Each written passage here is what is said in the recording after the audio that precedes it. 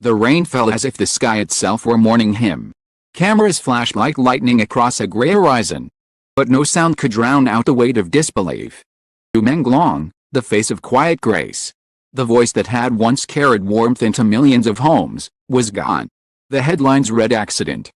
Broadcasters spoke of fatigue, stress, overwork.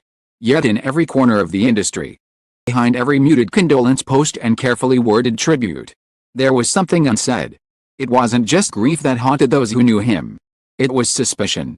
In the days that followed, media drowned in speculation. The networks pushed out official statements within hours, urging respect for privacy, urging silence. But silence was what had killed him in the first place. People who loved him most, those who had shared stages, scripts, long nights of rehearsals, could no longer stay quiet. Liang Wei was the first to break. Once Yu Menglong's closest co-star, he had seen the exhaustion behind the actor's smile. On the night before the tragedy, Yu had sent him a message, "They're watching me again."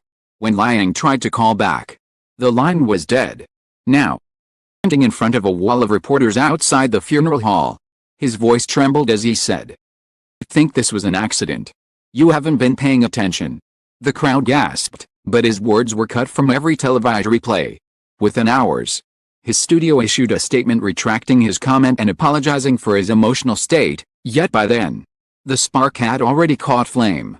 Other actors began whispering. Crew members spoke in private circles.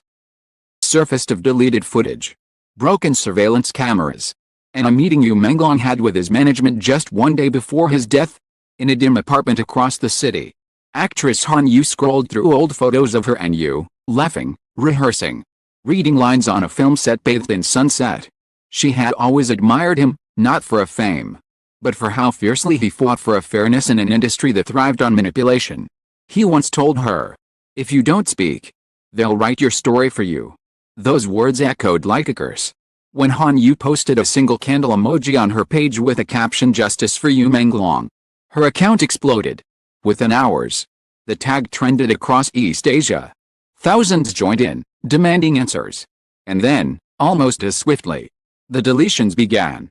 Posts vanished. Accounts were frozen. A media blackout descended like a curtain. Inside one of the largest entertainment agencies, executives gathered around a polished mahogany table. Their voices were calm, rehearsed. "Control the narrative," one of them said. "We can't have chaos. Silence them." The order went out quietly, efficiently. Calls were made to sponsors, to networks, to editors. Careers began to disappear, not overnight, but systematically, one opportunity at a time. Chen Rui, a veteran actor who had mentored Yu Menglong years ago, knew exactly what was happening. He had seen this pattern before, when truth threatened profit, when conscience clashed with image. He met Liang Wei and Han Yu in secret, away from cameras and contracts. Together, they decided to do the unthinkable, speak the truth publicly. They gathered documents, messages, witness accounts, fragments of evidence that painted a far darker picture than the official story. They recorded a joint video, faces half-lit, voices trembling but steady. "We are not accusing," Chen said into the camera, "we are asking for the truth. For him." The video hit 10 million views in less than a day. Fans flooded comment sections with heartbreak and rage. For a fleeting moment, it felt like justice might actually move. But the next morning, everything changed. Liang Wei's upcoming film release was abruptly postponed for internal reasons. Han Yu's endorsement contracts were suspended. Rui received a notice of tax irregularities. Video vanished from every major platform. Anonymous accounts began leaking fabricated scandals about all three, from alleged affairs to fake lawsuits. Overnight, heroes turned into targets. Friends distanced themselves. Journalists refused interviews. Same fans who had cried for Yu Menglong now turned their anger on those defending him. "They're just using his name for attention." The comments read, "Let the dead rest." The weight of the smear campaign crushed them in silence. Liang Wei's social media went dark. Han Yu stopped leaving her apartment. Chen Rui, still defiant, tried to contact a reporter he trusted, only to find that his number had been blocked everywhere. What this was, the invisible blacklist that haunted every artist who ever defied the system. In the weeks that followed, of fear-filled studios and sets. Assistants deleted messages. Directors avoided eye contact. Agents repeated the same warning, "Don't talk about you, Menglong. Don't talk about them." But one night, an audio clip leaked, a snippet of Yu Menglong's voice from his final days. Tired, calm, yet hauntingly resolute. "If the truth dies with me, then I never lived." The clip spread like wildfire before it was taken down. Yet something about it lingered, like the echo of unfinished justice. Outside a small memorial set up by fans flickered beneath photographs of Yu smiling under stage lights. The faces of those who had fought for him, Liang, Han, Chen, were absent, erased from public sight. Those who still believed, their silence was not surrender. It was survival. The industry carried on. And hollow. Awards shows resumed. New dramas aired. The world moved forward as if nothing had happened. But beneath the glitter and applause, festered. Every whisper, every deleted post, every vanishing face was a reminder, truth had a price. And they had paid it in full. The year closed. A small article appeared on an obscure forum, unsigned, unverified. Ended with a single line that no one could trace. He didn't die in vain. They're still watching. And they still fear his name. And so, the curtain fell on Yu Menglong's story, not with peace, but with a silence so loud it echoed through everyone who had dared to care. The storm that began with Yu Menglong's death had not passed, it had only changed form.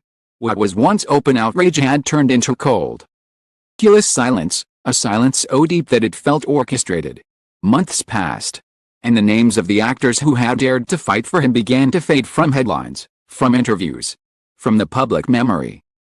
Images were erased from posters, their voices edited out from promotional clips. It was as if the world was being rewritten, line by line, frame by frame, to pretend that their defiance had never existed. Liang Wei was the first to vanish completely. One morning, his manager received a letter of resignation typed in a flat, impersonal tone. "I will not return," it read. "Supposed to free me. But now it chains me." He disappeared into a mountain town where the internet barely reached, teaching acting to children who had never heard of fame. Locals said he still carried a photo of Yu Menglong, folded at the edges, the ink fading but never gone. Han Yu tried to survive in the city. She had always been the gentle one, believing that truth could heal if people were brave enough to face it. But truth, she learned, was poison to those who profited from lies. Paparazzi camped outside her apartment, not to interview her about justice, but to photograph her isolation. Tabloids called her delusional, unstable, obsessed with a dead man's shadow, and stopped calling. Her agency dropped her without warning. There were nights when she would stare at her own reflection and whisper to herself, "You fought for him. Now you're fighting ghosts." Chen Rui refused to bow. Older, more stubborn, he had nothing left to lose. He began to gather what he called the fragments, files, voice notes, scripts, contracts, private recordings. Some he had copied from old production servers, others were handed to him in secret by people who wanted out but were too afraid to be seen helping him. It was through these fragments that the larger pattern emerged, the hidden machinery behind the curtain. The entertainment world that had once adored Yu Menglong had also consumed him.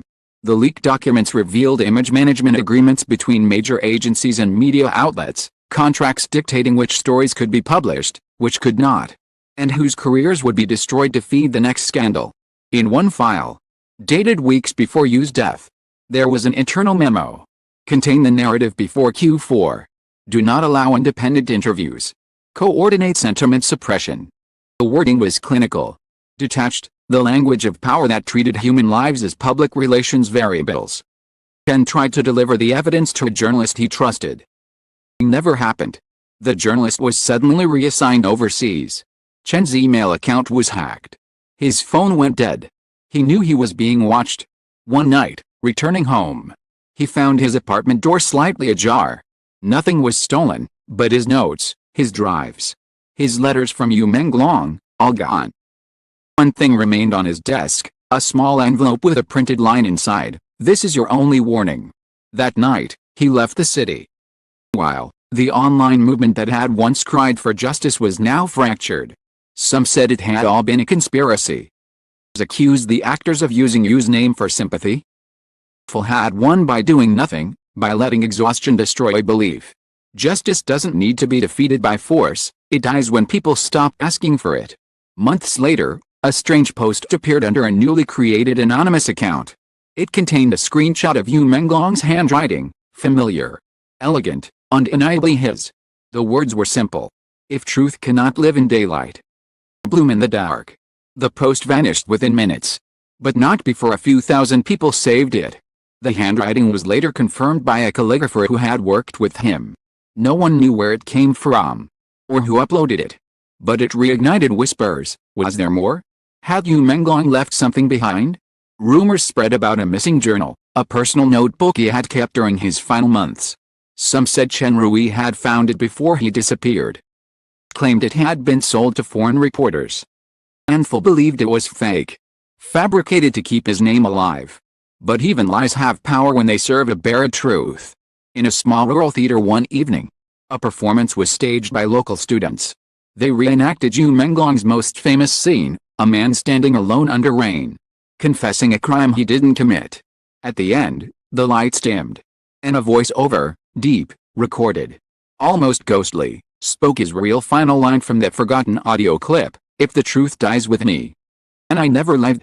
The audience stood in silence. Among them sat Liang Wei, his eyes wet but steady. Applaud. He didn't need to. Back in the city, Han Yu tried to rebuild her life quietly. She worked behind the scenes, teaching young actors how to protect themselves from contracts, manipulation, and fear. Her name was no longer trending. But in every lesson she gave, she said the same words. Acting is not pretending. Acting is surviving truth in a world that demands lies. Times she wondered if you would have wanted them to keep fighting.